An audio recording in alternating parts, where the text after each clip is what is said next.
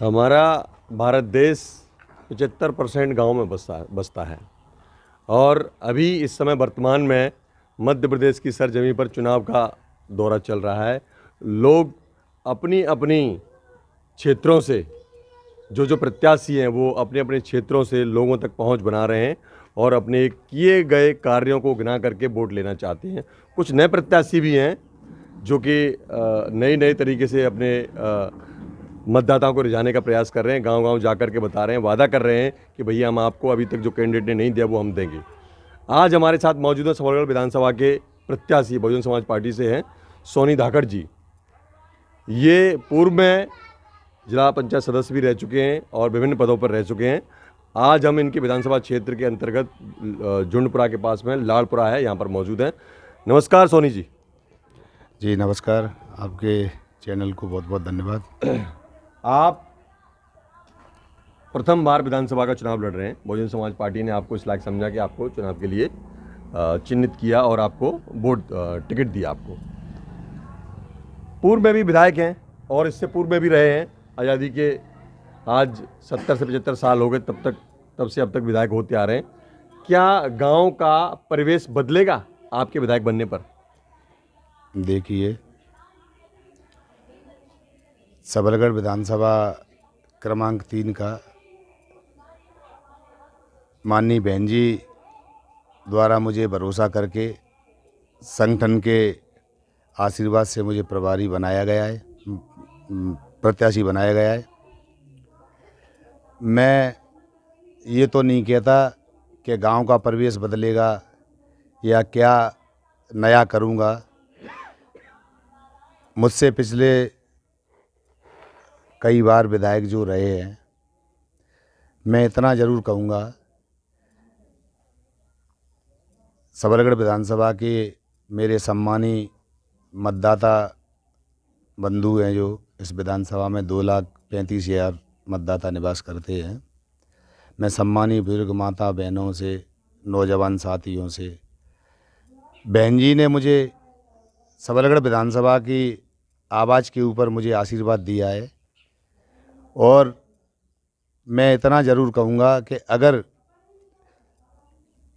विधानसभा के सभी मेरे सम्मानी मतदाता बंधुओं ने अगर मुझे अपने जनसेवक के रूप में मुझे अपना आशीर्वाद प्रदान किया तो यहाँ की भौगोलिक परिस्थिति को देखते हुए, चाहे वो किसान का मामला हो, चाहे वो गरीब मजदूरी का मामला हो, चाहे वो निर्माण कार्य का मामला हो, विधानसभा की हर परिस्थिति के लिए मैं संघर्ष करता रहूँगा।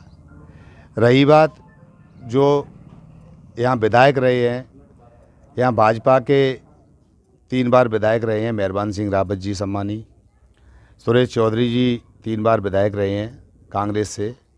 आज दोनों इस दुनिया में नहीं हैं। वर्तमान में जो विधायक हैं यहाँ कांग्रेस के बैजनाथ कुशवाहा जी, हर व्यक्ति की कार्यशैली खुद के ऊपर निर्धारित करती है। मैं तो अभी बहन जी ने मुझे भरोसा किया है, पहली बार विधानसभा में मैं जाने का मौका अगर मुझे मिला और जनता ने मुझे मौका दिया तो पूरी विधानसभा की हर समस्या के लिए मैं तत्पर संघर्ष करूंगा एक जनसेवक के रूप में और लड़ाई लड़ूंगा। ये जो भी विधायक बनते हैं कम से कम शहर में थोड़ा बहुत बदलाव कर देते हैं, थोड़ा सी व्यवस्था हो जाती है, विकास कार्य भी कर देते हैं, लेकिन गांव की तस्वीर आज तक नहीं बदली। आज तक अपने जीवन का अनुभव भी रहा है और गांव के प्रत्येक क्षेत्र में हमने देखा है थोड़ी बहुत रोड डेवलप हो जाती है, लेकिन आंतरिक व्यवस्थाएं, जैसे कि हमने अभी इस गांव में देखा कि वहाँ की अंदर की रोड खराब है और गांव के जो निवासी हैं वे कई बार अपने जनप्रतिनिधि से जो भी जिसको भी बनाया उन्होंने, नगर पालिका का अध्यक्ष हो या नगर विकास जो समिति उसका अध्यक्ष हो या सरपंच हो, उन्हें कई बार गुहार लगा चुके हैं वो, लेकिन उनके लिए निकलने तक की जगह नहीं है।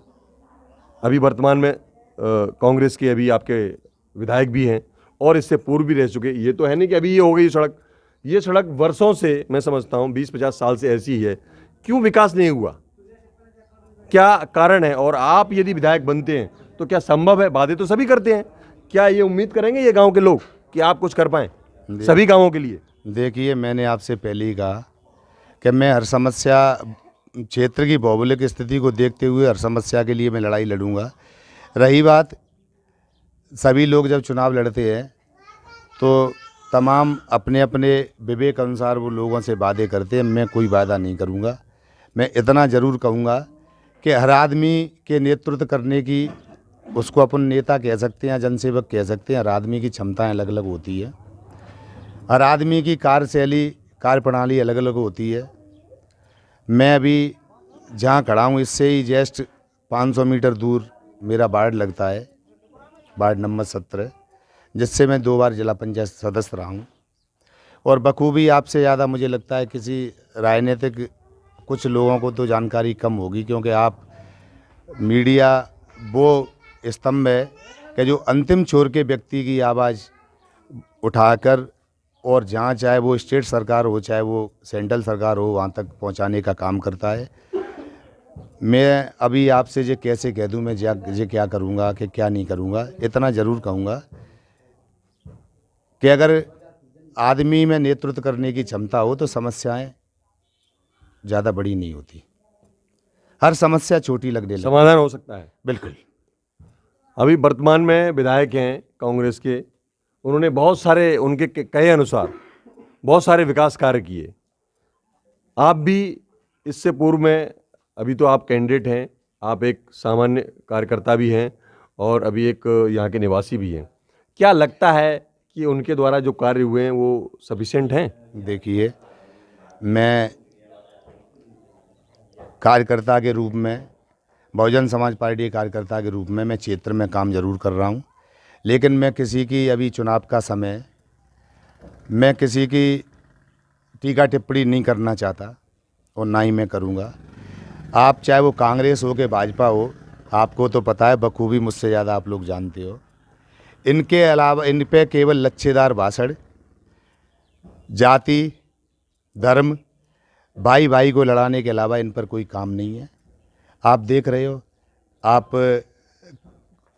सेंट्रल में ले लो, आप लोकसभा में ले लीजिए, आप विधानसभा में ले लीजिए, विधानसभा में ले लीजिए आप, देश आज़ादी के बाद कांग्रेस की सरकार रही और 50 साल तक कांग्रेस ने राज किया, 20 साल से भाजपा की सरकार है।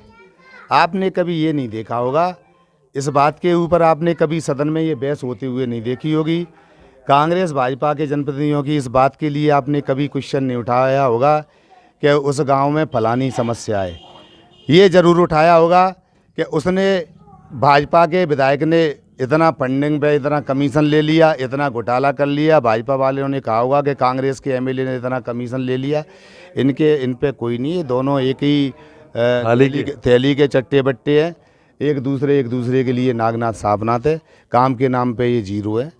और मैं तो बस इतना ही कहूँगा कि आप देखिए, आप ये जाति की बात करते हैं, ये धर्म की बात करते हैं। सर्व समाज के दबे कुचले मजदूर वर्ग, ओबीसी, एसटी, माइनॉरिटी, चाहे कोई भी वर्ग हो, कोई भी समाज हो, किसी भी धर्म का हो, अगर आज के तारीख में आप को जो अनुभव है आप बता दो, मुझे आप ही बता दो कि इस देश में अगर कोई नेता है, कोई चाहे किसानों की बात आए, चाहे मेरी माताएं बहनों की बात आए, चाहे वो गरीब मजदूर वर्ग की बात आए, चाहे दबे कुचले लोगों की बात आए, तो माननीय अकेली इस देश की कोई नेता है तो माननीय बहन कुमारी मायावती जी हैं। और वो ऐसी नेता हैं कि लोग पद के लिए लोगों को प्रबोधन देते हैं, लोग तमाम, उन्होंने अपने मानव मतलब सर्व समाज के हितों के लिए पदों को भी ठोकर मार दी। जब सदन में उनकी बात, जब राज्यसभा सांसद थी वो, उन्होंने जब वो सारंगपुर वाला मामला और एसटी और दलितों की और सर्व वर्ग के दबे कुचले लोगों की बात की, तो जब उनकी बात राज्यसभा में नहीं सुनी गई तो माननीय बहन जी ने ये कहा कि इस सदन में रहने से मेरा क्या फ़ायदा, कि जिस सदन में गूंगे बहरे बैठे हों, जहाँ एक गरीब और दलित और की आवाज़ नहीं सुनाई दे, तो मैं उसी पार्टी का कार्यकर्ता हूँ, एक बहुजन समाज पार्टी का मैं कार्यकर्ता हूँ, मैं नेता नहीं हूँ। माननीय बहन जी ने मुझे आशीर्वाद दिया है। मैं यहाँ की सम्मानी जनता जनार्दन को और आपको भी मैं भरोसा विश्वास दिलाता हूँ। कहीं सम्मानी जनता ने मुझ पर भरोसा करके एक अपने जनसेवक के रूप में मुझे चुन के भेजा, तो ये मैं दृढ़ विश्वास और दृढ़ संकल्प के साथ आपसे कह सकता हूँ कि चाहे कैसी भी समस्या हो, किसी भी धर्म की हो, किसी भी जाति की हो, कोई धर्म नहीं हो। मैं तो धर्म और जाति की राजनीति करता ही नहीं हूँ। मेरे लिए सारे धर्म सम्मानी धर्म है, मेरे लिए सारी जातियाँ सर्वोपरि हैं। मेरे लिए अगर सबसे बड़ा कोई धर्म और जाति है तो वो है मानवता। और मेरा एक कार्यकर्ता होने के नाते मेरा अग्रणी ये सोच रहेगा हमेशा कि मैं ज़्यादा से ज़्यादा इस विधानसभा में, चाहे वो मजदूर हों, चाहे वो किसान हों, चाहे वो दलित हों, चाहे वो दबे कुचले हों, चाहे वो कोई भी हों, मेरी जानकारी में जो भी समस्या आएगी मैं एट ए टाइम उसके लिए तैयार रहूँगा। और आपको ज़्यादा जानकारी लेना है तो चूँकि मेरे बगल से मैं जो 15-20 साल से एक सेवा का मुझे मौका जनता ने देता रहा, एक जिला पंचायत वार्ड के रूप में मुझे चुना गया और मैं रहा हूँ, तो आप रिपोर्ट मेरे उसमें जाके देख लीजिए। और मैं आपको बता रहा हूँ मध्य प्रदेश में अब की बार बहुत बड़ा बदलाव होने वाला है। मैं ये नहीं कहता कि बहुजन समाज पार्टी की स्पष्ट सरकार बनेगी, पर ये ज़रूर कह रहा हूँ कि जो भी मध्य प्रदेश में सरकार बनेगी उसकी लगाम माननीय बहन जी के हाथ में होगी। बिना बहुजन समाज पार्टी के द्वारा मध्य प्रदेश में कोई सरकार नहीं बनेगी। आपका मतलब है किंग नहीं बनेंगे तो किंग मेकर बनेंगे। बिल्कुल बिल्कुल, इसमें कोई दो राय नहीं है, सच्चाई है। जब मैदान में बरसों से अखाड़ा जीतते आए हुए पहलवान उतर रहे हो तो एक नया पहलवान जिसका अनुभव उनके बजाय कम है, ये विचारों की लड़ाई है, ये कोई अखाड़े की कुश्ती नहीं है कि किसने किसको पछाड़ दिया। ये सत्य और असत्य की लड़ाई है। कांग्रेस और भाजपा के लोगों ने कई वर्षों से जहाँ एमएलए हैं, कई बार सम्मानी जनता को गुमराह करते आ रहे हैं। आप किसी भी आदमी को, पब्लिक को आप कितना गुमराह करोगे, कितना झूठ बोलोगे। हम उस मिशन के हैं, एक सिपाही हैं कि जिस मिशन के लिए देश की आज़ादी से पहले आज जो जिस निर्वाचन में हम उतारे हैं, हम पे भरोसा किया है, तो पहली बात तो इस निर्वाचन की शुरुआत, मत करने की शुरुआत इस देश में सबसे पहले अगर लड़ाई लड़ी तो डॉक्टर भीमराव अंबेडकर बाबा साहब की देन है कि आज हम इस स्थिति से गुजर रहे हैं कि हमको किसको चुनना है, कौन अच्छा है कौन बुरा है, ये जनता को स्वयं निर्णय लेने का अधिकार अगर दिया, वोट का अधिकार दिया तो डॉक्टर बाबा साहब भीमराव अंबेडकर जी ने दिया। उसके बाद अगर देश आज़ादी के बाद अगर 1950 में अगर संविधान दिया इस देश को, इतना सुंदर संविधान दिया कि उसमें हर जाति, हर धर्म, हर वर्ग का ख्याल रखा गया। उसमें हर किसान, हर मजदूर, हर चीज़ का ख्याल रखा गया। और ये बात सही है कि इस देश में किसी की भी सरकार हो, लेकिन वो चलती बाबा साहब के संविधान से है। बाबा साहब ने उस समय पे जो संविधान दिया वो ये सोच के दिया कि इन मनुवादियों के खिलाफ में मुझे कैसे लड़ाई लड़ना है। मेरे लोग, मेरी कौम के लोग इस स्थिति में तो इनके साथ ज़्यादा अन्याय अत्याचार हुआ है, तो उनको पहले से, क्योंकि बाबा साहब ने जो संघर्ष किया है, तो मुझे लगता है कि इस देश क्या, इस विश्व में किसी ने उनके बराबर किसी ने संघर्ष नहीं किया होगा। उन्होंने उस संघर्ष से देखते हुए जब इस देश को संविधान दिया तो उसमें सारी व्यवस्थाएं, उन जो परिस्थितियों से गुजरे तो उन्होंने उसके अनुरूप सारी व्यवस्थाएं, सभी धर्म, वर्ग और जातियों को देखते हुए उन्होंने ऐसा सुंदर संविधान दिया। उसके बाद मान्यवर कांशीराम साहब आए। मान्यवर कांशीराम साहब ने कई बार नारों के माध्यम से ये जनता को संदेश दिया कि जितनी संख्या भारी उतनी उसकी हिस्सेदारी। मान्यवर कांशीराम साहब चूँकि समय से पहले इस मानव जीवन से छोड़ के वो स्वर्गवास उनका हो गया, वो अमर हो गए वो।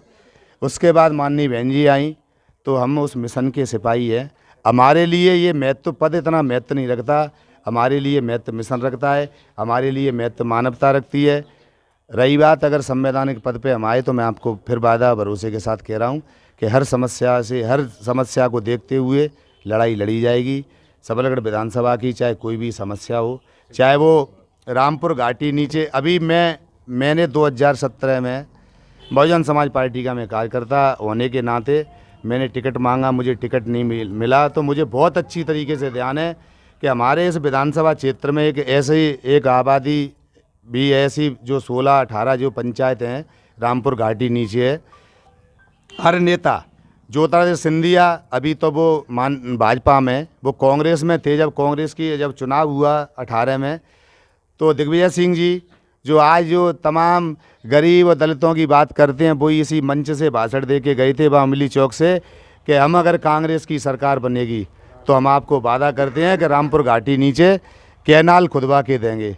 अब ये तो आप चूँक पत्रकार बंधु हो, आपको मेरे लिए सम्मानी हो, आपसे मैं ये निवेदन और करना चाहूँगा कि आप अगर यहाँ तक आए हो तो ज़रा उधर जाके भी बावलियों की स्थिति देख लो कि जहाँ एक से एक बड़े जो एक मुख्यमंत्री का ख्वाब देख रहे हैं ज्योतिरादित्य सिंधिया जी, और एक जो बार इस प्रदेश के मुख्यमंत्री रह चुके हैं दिग्विजय सिंह जी, तो इनके पास भाजपा कांग्रेस के पास झूठ का पर्दा है, झूठ की राजनीति है, इन पे कुछ है नहीं। अभी आपने देखा इस लाड़पुरा में ये नगर पंचायत झुंडपुरा का वार्ड है, अब आपने बखूबी देखा। आप इस मामले में मुझे क्या जानकारी मैं आपको क्या दूं, आप खुद ही देख के आए हो। अगर जिस चीज़ की जानकारी आपको नहीं है, आप आए हो तो उसके बारे में बता सकता हूं। ये लास्ट सवाल है मेरा आपसे, अंतिम प्रश्न, शॉर्ट में जवाब दीजिएगा जी। कांग्रेस बीजेपी वर्तमान में बीजेपी शासन में है, बीजेपी कई योजनाओं का पिटारा खोल रही है और उसके पीछे ही तुरंत कांग्रेस भी लगातार कह रही है कि जैसे ही सरकार बनती है हम आपको इनसे बढ़कर के देंगे। क्या कहेंगे, शॉर्ट में उत्तर दीजिएगा। देखिए अभी वर्तमान में भाजपा सरकार है 20 साल से, तो मैं भाजपा के बारे में ही बता दूं।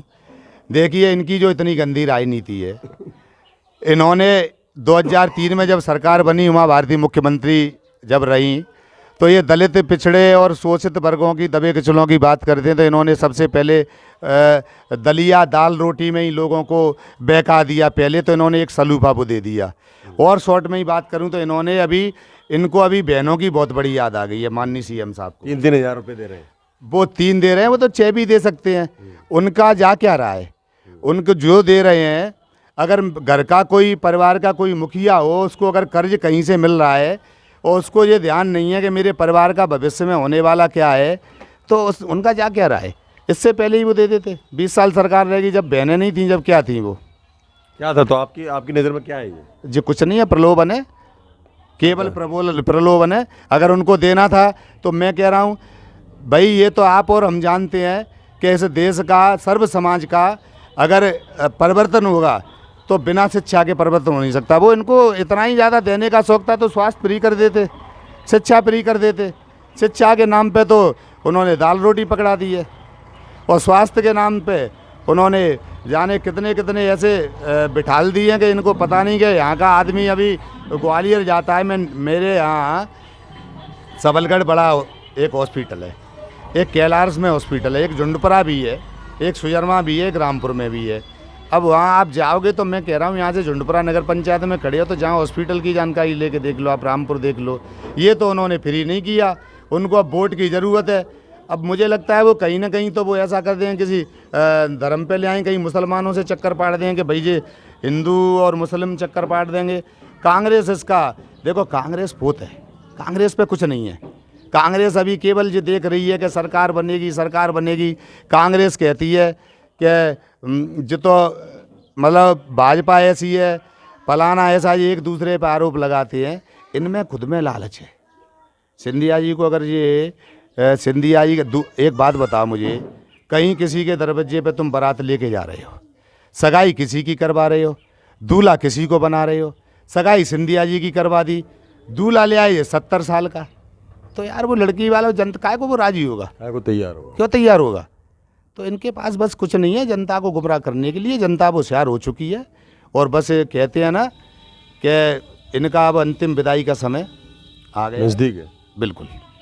तो ये थे हमारे साथ सोनी धाकड़ जी, बहुजन समाज पार्टी के प्रत्याशी। नमस्कार दोस्तों, आप देखते रहिए इंडिया रिपोर्टर 24। मैं हूं सुंदर सिंह। जय हिंद।